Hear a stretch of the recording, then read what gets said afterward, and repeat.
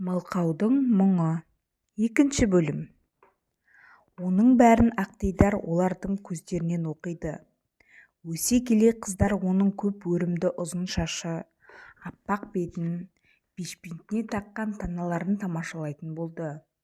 Оның Айдидар деген келбетіне сай ғажап есімі барын да білмейді.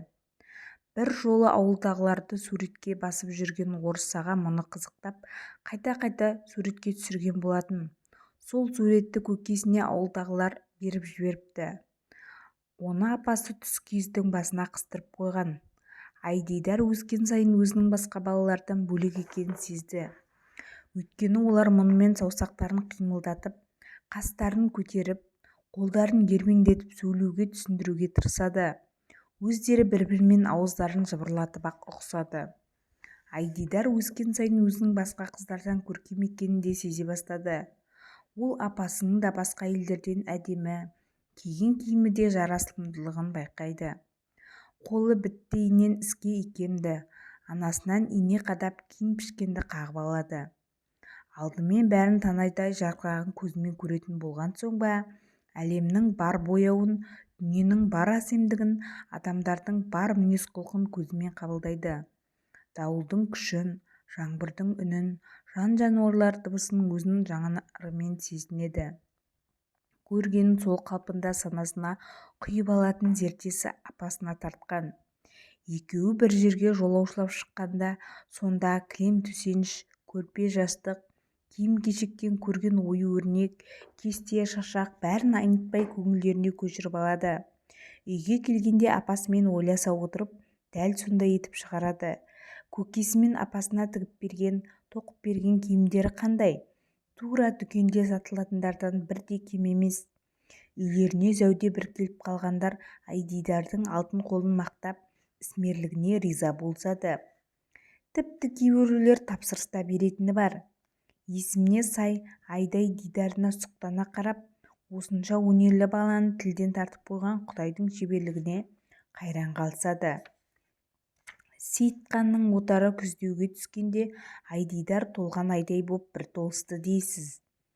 Бірде тіпті әкесінің өзінің де назар түсіп кетіп, анасына: «Сырғаш, біздің Айдайдың әттең тілі болғанда ғой, нағыз ұзатылатын кезі келді» деп те қалды. Қызының толысып бара жатқанын Айсырға да байқап жүреді. Жалғыз перзентін маңдайынан жел естірмей өсіріп отырғанда кім жамандық ойласын? Қызым оң жақта отырып қарабет болып қалды-ау деген ой қайдан келсін басына? Әкесі ұқсап, ұзатылатын кез келді деп ішінен түйіп жүрді. Айдидар баяғы көлденең көк аттан кейін үйде жалғыз қалмауға тырысатын. Еркек көрсе қашып қора жақта, олар қораға барса үйге тығылатын. Анасы оның бұл мінезіне онша мән бермей жүрді. Еркекке көрінбегені де жөн, бәлекеттердің көзі жаман. Пиғылдары бұзылып жүрсе тағы, толысып қалғанын байқап деп қорқатын. Анасының қорқынышы Айдай келіп, қыстауда отырғанда сол сұмдықтың басы көрінді. Айдидар әкесі жоқта суға түсіп алмақшы болып, есіктің ілгегін салып әуреленіп жатқан. Апасы суын жылытып, шылапшын әзірлеп берді, түпкір тамға кіріп бірдеңемен айналысып жатты. Бір кезде Мылқаудың өкірген даусы шықты. Айсырға зәресі ұшып, қолындағысын қоя салып қызына жетіп барды. Айдидар шылапшында жалаңаш отыр, қарын тұста қапсыра құшақтап алыпты. Бірдеңе шағып алды ма деп жетіп келген анасы жалаңаш қызына: «Тұр, не болды?» деп қасын көтеріп, қолымен ишарат жасады. Шешесінің сөзін ұққан ол орнынан тұрып еді, о тоба, қарны екіқабат әйелдікіндей шермиіп тұр. Мына көріністен шошынған шешесінің «Ойбай» деген үрейлі даусын Мылқаудың өзі естігендей болып селт ете түсті. Анасының бұзылып кеткен түрінен бір жамандықты сезді. Айсырға қызын шылапшыннан жұлып алып, сол жалаңаш қалпында декте-дек теткен күйі түпкі бөлмедегі көрпешеге лақтырып жіберді. Қыз жалп ете түсті. Анасы жетіп келіп үрейленіп тұрған қызды жатқызып, аяғын созып, жиып, қарын сипалап, сығымдап көрді. Іштегі сұмдық шошып түскендей белгі бергені. Бағана Айдидар да ішінің осылай шошығанынан шошып кетіп бақырса керек. «Ойбай, сорлы қызым-ай, қай кезде құрып қалып еді? Сорлау, әркімнен бір қорып әкеңнің жүрсін-ау» деп зарлап қоя берді. Анасының жылап әлденелерді айтып жатқан аузының қимылынан шошыған қыз тізесін құшақтап әлі жалаңаш отыр. Бір кезде шешесіне қосылып жылай бастайды. Айсырға есін жиып келесі мезетте қызынан жөн сұрай бастады. Кім саған тиісті? Құшақтады ма, іш киімін шешті ме деген ишара жасады. Айдидар жайлауда отырғанда апасы жоқта, көкесі жоқта бір еркек келгенін ыммен түсіндірді. Сол бәленің өзін тарпа бас салғанын, іш киімін шешкенін қолымен көрсетті. Шеше байғұс өздері жоқта көлденең көк аттың қызын зорлап кеткенін іштей ұқты. Түсінді де мұңлығын бауырына басып алып аңырап келіп жылады. Бейшара бала түсінбесе де анасына өмірде көрген бар қорлығын, жуаннан көрген сорлығын, бар зарын, тартқан азабын ишарамен айтып шықты. Соның бәрінен мына сұмдықтың өтіп кеткенін сездіріп, басын шайқап-шайқап жылады. Ендігі бір кезекте қос мұңлықтың осы халінің басты себепшісі белгі беріп, анасының құрсағында жатып бүлк ете түсті. Айдидар шошына ішіне қарады. Шарананың бұлқынғанын қызын құшақтап отырған анасы да сезді. Өзің қылмыңдап жүріп таптың деп ұрсайын десе сорлы бала үйден аттап шығып, еркек атаулыға көз салған емес. Енді қалай жазаласын? Онсыз да жазаланып отырған жоқ па? Баланы түсіртіп тастауға қам жасайын десе, жан бітіп қалған Шарана өзінен хабар беріп жатыр. Бір кезде есіне күйеуі түскен Айсырға отырған орнынан атып тұрды. Ойбай, әкеңе не дейміз, деді аңырап. Қызы әкесі туралы айтып отырған сезіп қабырғаға жармасып қорқып жылады. Айсырға қызын киіндіріп, басын бөлек жуды. Тобыққа түсетін қалың құндыз шашты анасы жуып тарап бермесе игеру мүмкін емес еді. Шаштарын 10 күн тарап, 5 күн өретін арудың нағыз өзі. Сол үшін шашты тарап отырған анасының жаны егіліп, қызының жүрегі езілді. Іштегі Шаранада анасының көңіл күйі бұзылып, жүрегі қысылып, ағыл-тегіл жылап отырғанын сезіп жатқандай, анда-санда бүлк-бүлк етіп қояды. Айсырға сол түні таңды кірпік қақпай атырды. Айдалада жалғыз үй қыстақтың төбесінен туған ай терезеден қиылып қарайды. Көзінің жасы көл болып дыбысын шығармай жылап жатқан әйелге көкте алтын жүзіп жүргендей бұлдырап көрінеді. Құлағына түнімен қой күзетіп қораның маңайын шарлап жүрген аққұлақ пен саққұлақтың үрген дауыстары келеді. Күні бойы қойшының мазасыз тірлігінен шаршап құлағы қосағы қорылдайды. Жалғыз перзенті құрсағына түскен сұмдықтан қорқып дөңбекшиді. Осының бәрін көз бақырайып жатқан ана жүрегі сезеді. Ілеге түсіп өлсем бе екен, қораға кіріп асылып қалсам ба екен, өмірі сорлап келе жатқан сорлыға қайтып айтам, қызың оң жақта қара бет болды деп. Естіген жұртқа әңгіме табылады-ау, табылайтын болды-ау. Әсіресе Сейітқанның інісі әйелі Қанбибі келін болып түсе, жыл аралатып 6 ұл 3 қыз тауып шіріп отыр. Өзінің салақтығымен жұмыс жоқ. Біздің абысын айда етіп бір қыз тапты да, қайнағанмен елден безіп малмен мал болып кетті дейтін көрінеді. Айсырғаның ісмерлігі, отбасының тазалығы жайлы біреу мақтап сөз ете қалса, үйін жылан жалағандай тазартып, кілеммен көрпеге орып қойғанынан қайтем? Сол көрпеге бала симесе, сол кілемді жұрт көрмесе, сыпырына беріп қайнағаны құйрық жалсыз қалдырды деп ауыз көпіріп сөйлейтін. Енді сол Қанбибінің айсы қанып айтатын әңгіме табылды. Мына сұмдықты естісе Сейітқан мені атқа сүйреп өлтірер, қызыма қосып тіркеп дегенді ойлағанда төбе жас тік тұрды. Ол өлтіргенше өзім-ақ ойыққа түсіп жоғалайын деп алатаңнан ілені жағалап көрді. Қолына алып алған сүйменімен көк мұзды ойып та көрді. Соған түсіп кетейін деп ойлап жан-жағына қарап тұрды. Ілені жағалай қонған малшы қыстауының арасы бір-бірінен алыс болатын. Бұлардың қыстауы қосағаш деп аталады. Қарқылдаған қарға мен түнмен шақылдаған мәлін дыбысынан басқа үн естілмейді. Өзеннің жағасындағы жыңғыл мен тораңғы жапырақсыз сидиып тұр. Жазда екі мемлекеттің арасын бөліп толқып аққан өзеннің беті таң шапағымен мұздан көкшіл тартып көрінеді. Маңай мүлгіген тыныштық. Айсырға жақындап барып өз түсуге әзірлеп қойған ойыққа қарады. Қорқынышты көрінді. Артына бұрылып үйінің тұсына көз салды. Бағана жағып кеткен ошағының түтіні созылып көкке сұйылып ұшады. Сол түтінді өзім өшірем бе? Менің жоғалып кеткенімді естіген Айдидардың күні не болмақ? Тіл жоқ, құлақ жоқ сорлап қалған анау. Сейітқан ғой еркек, бір отын жағар табылар. Қызымның жайы не болар? Құдай сорлатқан баланы бір оңбаған қоса сорлатты. Енді мен қосылып тағы да сорлатам ба деп өз ойынан өз шошып ойықтан шегініп кетті. Өмір шіркін тәтті ғой. Айсырға жанын қия алмай, мүгедек жалғызын қия алмай сүйретіліп үйіне қайтты. Қора маңында жүрген жары алдынан шықты. Таң алакеуімде өзен жақтан келе жатқан әйелін көріп тіксініп қалды. «Әй, сен не қылып жүрсің айдалада?» Сейіт, мен ойыққа түсіп өлгім келіп еді, сендерді қимадым деп жылап жіберді. «Өлген несі, ненің азабы жаныңа батып барады өмірден безейтіндей?» деп күйеу жақындап келіп бетіне үңілді. Таңның арайы сырғаның жүзіндегі мұңды көрсете алмады.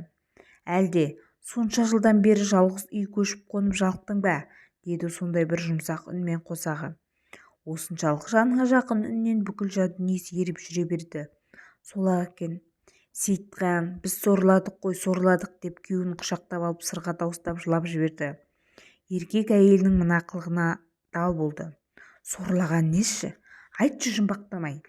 Мені өлтір, атқа сүйре, бірақ айдайға тиіспеші, оның жазығы жоқ» деген сырға отыра қалып ерінің аяғын құшақтап еңіреді. «Сырға, өлтірсең де айтшы. Жайлауда сен өріске, өзім ауылға азыққа кеткенде үйге бір аттылы дәу еркек келіпті. Айдайға тиісіп кетіпті. Қара бет болдық».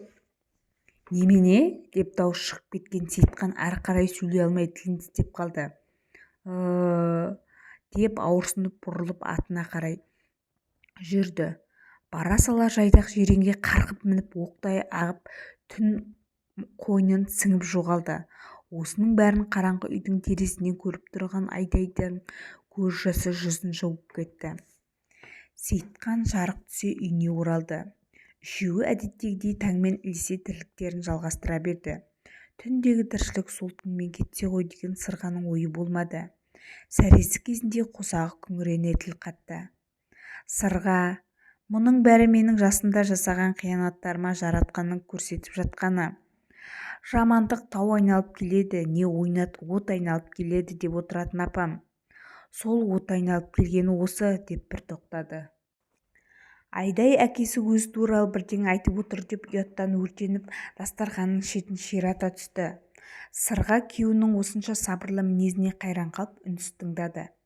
«Сен бала таппадың емес, қатарынан 3 жыл таптың. Біреуі көкжөтелден, екіншісі Қызылшадан кетті. Кішісін көз алдында тай сүйреп өлтірді. Солардан зар илеп отырып көргеніміз мынау мылқау қыз болды. Қанаттыға қақтырмай жүргенде көлденең көк атты арамдап кетті. Оны кімге дәлелдейміз? Еркек бала болса біреуді зорлап алып берсек те үй етер едік. Қыз байғұсты кімге апарып қосақтаймыз? Күлген күлер, басына келсін. Сен ойыққа түсіп мен асылып өлгенде айдайға тіл шыға ма? Шаңырақ ортасына түседі. Маңдайымызға жазылған осы шығар. Не көрмеген басымыз төзейік» деді. Сырға күйеуінің мына сөздеріне сенер-сенбесін білмей ауыз ашылып көзі бақырайып қалды. «Сырға, осының бәріне мен кінәлімін. Расымда талай жазықсыздың обалына қалып, ұрлық-қарлықты көп жасадым. 13-ке толғанында бір ойнап жүрген баланы атып алғаным да бар еді. Ол біреудің жалғыз еді. Соның анасы, көгерме, көктеме, қорлығын тірідей көр деп қарғап еді. Қайтсын енді, мені атып өлтіре алмады. Күйеуі соғыста өлген, содан қалған жалғыз қарас еді. Әкем сол жағдайдан кейін басқа жаққа көшіп әкеткенмен сол кемпір өлгенше мені қарғап өтті деймін. Сол үшін ерте ме кеш пе жазаланып жүрген деймін. Егер өмірімде жамандық болып жатса, оған ешкімді де кінәлаймын демей» деп егіліп жылап жіберді. Көкесінің жылағанын көріп шошыған айдидар атын тұрып далаға қашты. Екпінімен жүгіргеннен жүгіріп қораның сыртындағы маяның арасына қойып кетті. Іленің бойынан жиналған шөпте әлі көктемнің иісі аңқиды. Сол иіске елітіп отырып ұзақ жылады. Көзі бұлдырап шығыстан құланиектеніп келе жатқан күнге қарады. Оның осында келгенін көріп қалған аққұлақ маяны айналып үріп шауып жүр. Есік алдына әкесі шықты. Жан-жағына мойын соза біраз қарап тұрды да тірлігіне беттеді. Анасы да шыққан еді. Аяғына тимей үйді айнала қызын іздеп жүгірді. Әкесі мен шешесінің мұның атын атап шақырмайтыны белгілі. Ерлі-зайыпты екеуі сабылып іздеді. Көздері жеткен жерге мойын тамырлар үзіліп үңіліп кеп қарайды. Айсырға үйге қайта кіріп бағана өздері басынан тұра-тұра қашқан дастархан жинастыруға кірісті. Әрі тісті бұрыстап берекесі кетіп жылады. Енді не істеймін, өзіне қол салып жүрсе қайтем деп күбірлеп қояды. Сейітқан көз алдында болып жатқан кесір кесапаттың бәріне өзін кінәлап ақтарылып алған соң белдеудегі атын шешті. Бірін-бірі пана тұтып жүрген үшеуінің жүрегі дала-дала болып үш жаққа кетті. Әркім өзін кінәлап өзінше азапты, ашу көтеріп сенделіп кетті. Бір түнгі даланы кезіп сабырға тоқтады. Екінші жарық қабақтан үйінің түтінін көріп тірлікке қимастығы оянды. Айдидар болса өле салу дегенді түсінбейді. Көзін ашқаны көрген әке-шешесі бірлі-жарым келіп кеткен қоршаған жан-жануармен іштей мұңдасуы біледі. Бар білгені дәл қазір әке-шешесіне көрінбеу. Шөп арасында бүрісіп ұзақ отырғаннан ішіндегі шараны ары-бері тыпырлағандай болды. Өзін де ата-анасын да осындай халге түсірген пәлені іштей ұнатпайды. Өзі жалғыз өскен соң да өте балажан. Кешеге дейін қуыршаққа киім тігіп ойнайтын. Қолдан апасы тіккен қуыршақтарын қолынан түсірмей өсті. Көп ішінде мұны көріп Аққұлақ жүгіріп келді де үріп жіберді. Аққұлақтың үргенін естіп апасы үйден шығып Мая жаққа беттеді. Жақындай түсіп состиып тұрған қызын көрді. Жанына келіп басын сипап маңдайынан сүйді. Үйге қарай жетеледі. «Сенің жазығың не, бейшара балапаным?» деп күбірлеп қолынан үйге қарай жетеледі. Айдидарды арғы беттегі сіңлісінің қолына бере тұруға бел байлады. Қыстың көзі қырауда сіңлісінің үйіне аттандырып жіберді. Бір күн бір айдай сезіліп сылбыр өтіп жатты. Қой төл төге бастаған ерке көктемде Айдидар босанып шекес тортықтай ұл тапты деп хабар жетті. Сейітқан бейшара еркек бала болғанына іштей қуанып қалды. Қазан көтертіп шілдехана жасауға жұрттың күңкілінен сескеніп қуанышын ішіне бүгіп жүрді. Басқа түссе баспақшыл хал. Айсырға сіңлісіне барып, баланы қырқынан шығарып қолға ұстауға жарап қалғанша бағып бер, сұрағанға сіңлімнің баласын бағып алдым дермін деп пысықтап айтқан. Сейітқан ішкі сырын жұрт білдірмей жолына қарап жүрген зайыбына немересіне деген ақжарма сезімін ақтарылып жеткізе алмай қор болды. Бәрі дұрыс екен деп қоя салған еді. Кешкі тамақ үстінде оңаша қалғанда Сейітқан өз сөз бастады. «Кішкентай қалай екен?» деді. Сол-ақ екен. Айсырға күлген білгенін ақтарып салды. Бір кезде тасып сөйлеп кеткеніне өзі іштей ұялып қалды. Қосағының бұл мінезін байқаған ері: «Қайтеміз, тағдырдың жазуы шығар. Айдайдан кейін 20 жылдан кейін көрген қызығым ғой. Атын қоялық» деді сабырмен. «Сіз қойыңыз, дәкументін сәлсәбетке барып жаздырып алармыз». Жалғыз үй отырып жалғыздық көргенде жанымызға серіктей ерте ме кеш пе, біз үлкендердің соңынан кеткенде Айдайға серік болсын, жаманның атын серік қоялық деп аузын жыбырлатып дұға қайтарып бата жасады. Қосағының қиын жағдайда сабырлық танытып, басқа түскенді босалқылықпен көтеріп отырғанына риза болған зайыбы: «Көкесі-ау, сіздің осыншама сабырлылығыңызға құлдық. Енді осы маңдайымызға бұйырғанның амандығын тілейік» деп тағырлап қалды. Ақпанның үңірейген кеші, екі мұңлық бастарына түскен іске үнсіз мойынсұнып тағдырға тәуба етіп отырған сыңайлы. Бір дастархан басында жарты нанды бөлісіп жеп, шүңгілдесіп сөйлесіп отырды. Жылы үй, жылы дастархан арадағы болған қиын-қыстау оқиға қасан көңілдің тоңын жібітіп жібергендей. Кісі үмітпен өмір сүреді, ілгері тілеу жетелейді. Тағдыр кесе көлденең тартқан мылқау қоздың мұңы қос мұңлықтың жүрек жарасы болып бақи жалғанға көшер мәлім еді. Мұң мен адам егіз жаратылған. Жарық жалғанда мұңсыз пенде жоқ шығар сірә.